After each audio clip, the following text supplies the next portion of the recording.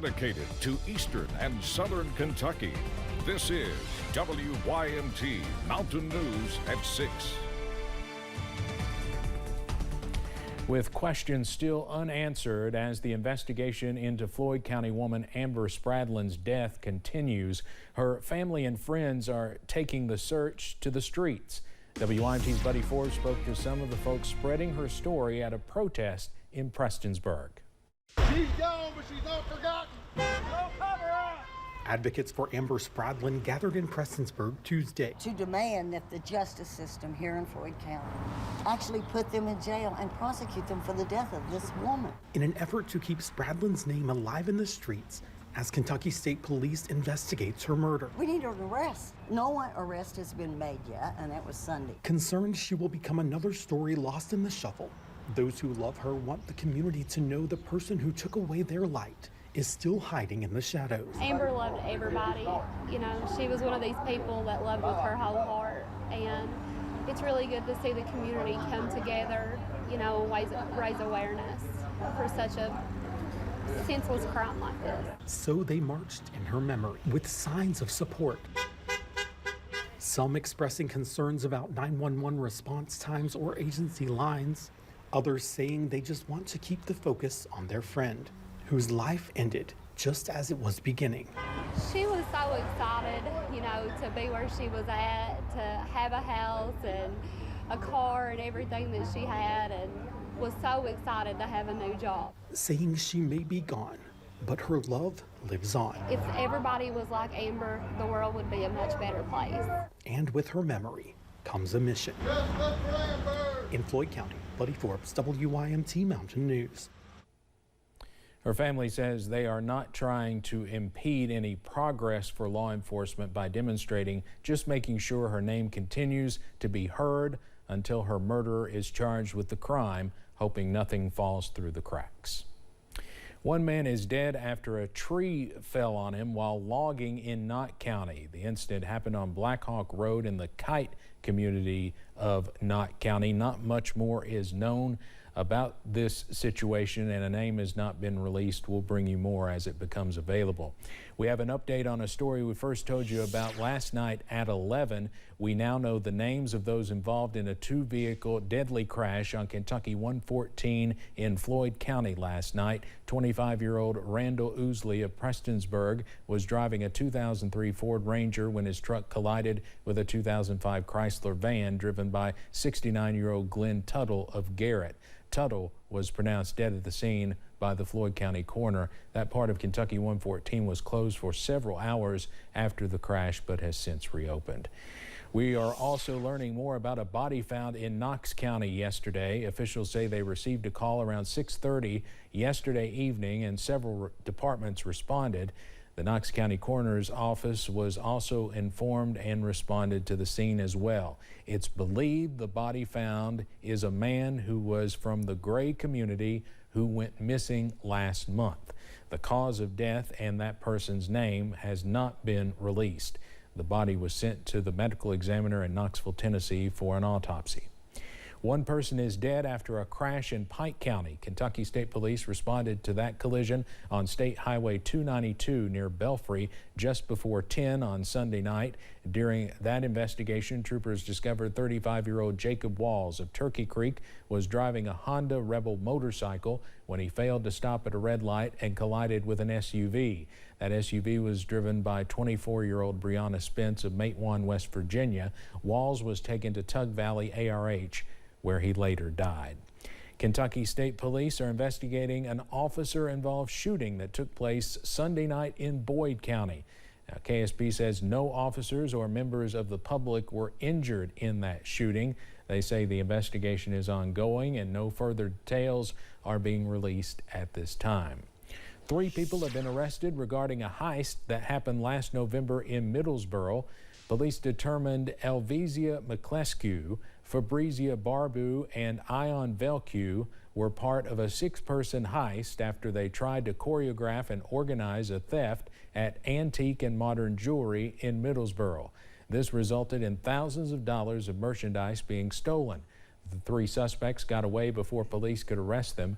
One of the 3 suspects is also wanted by other law enforcement agencies in other states for committing other large-scale thefts. 2 people were arrested in Harlan County when officials with the sheriff's office seized suspected fentanyl with a street value of $5,000.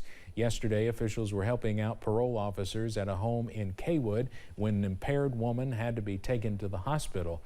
Both Michael Bones Myers of Kaywood and Stephanie Johnson of Hewlin were charged with importing fentanyl, fentanyl derivatives, and possession of drug paraphernalia. Both were taken to the Harlan County Detention Center. 24 people were arrested in Laurel County in the past week during a drug roundup. The Laurel County Sheriff's Office says the Laurel County Drug Interdiction Task Force arrested 24 people following ongoing investigations. The investigations resulted in charges that include trafficking meth, trafficking heroin, possession of meth, trafficking opiates, and more. Now, we have a list of all those arrested and more information on our website at WYMT.com. The Laurel County Sheriff's Office needs your help finding a robbery suspect. Officials with the Sheriff's Office say a man stole something from a business off US 25E about 10 miles south of London earlier today. If you have any information on this, you're asked to call the Sheriff's Office or message them on their Facebook page.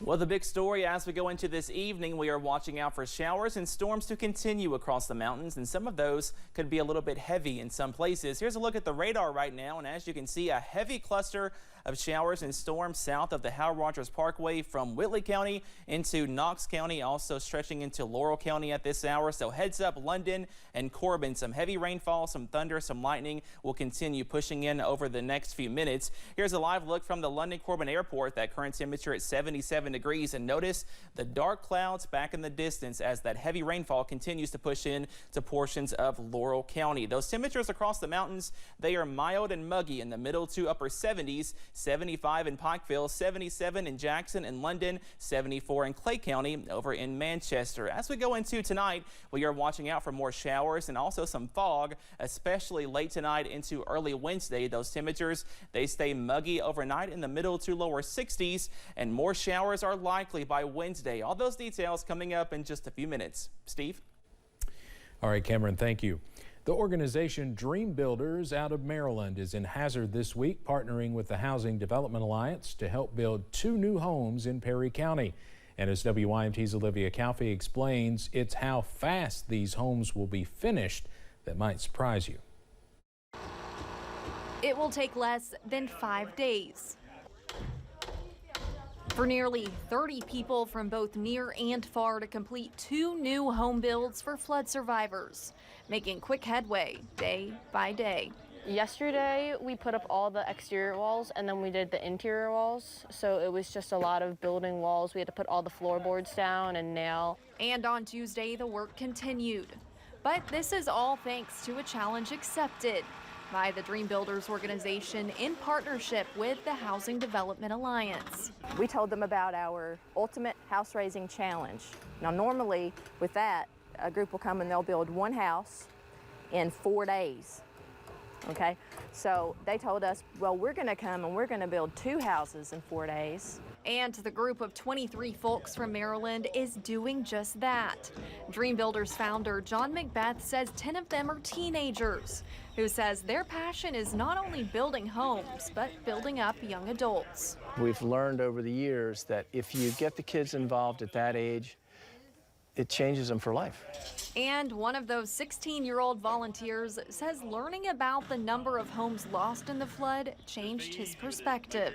It's mind-blowing and really, really sad, but to be here and helping out, it just feels good. Working hard to make an impact. It's a reminder that things can improve. We can help each other and we can make a difference. And serving as a reminder that help is still on the way. In Perry County, Olivia Calfee, WYMT Mountain News. The new homes are being built next to each other in the Blue Sky subdivision near Wendell H. Ford Airport. The project was also partially funded by Dream Builders, who provided a $50,000 sponsorship to HDA. Letcher County's Colson Civic Center is hosting Vacation Bible School this week. 2 church groups are in town to help get the Civic Center up and running after the July flood. The groups say they had a calling to come and help the owner, Shirley Sexton, be able to host the community at the center again.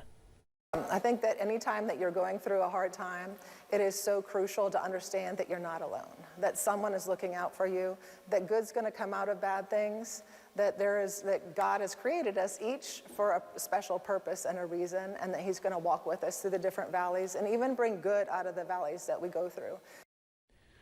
The church group hopes to help the kids that attend Vacation Bible School know they do have a safe place at the Colson Civic Center. We'll have more about this tonight at 11.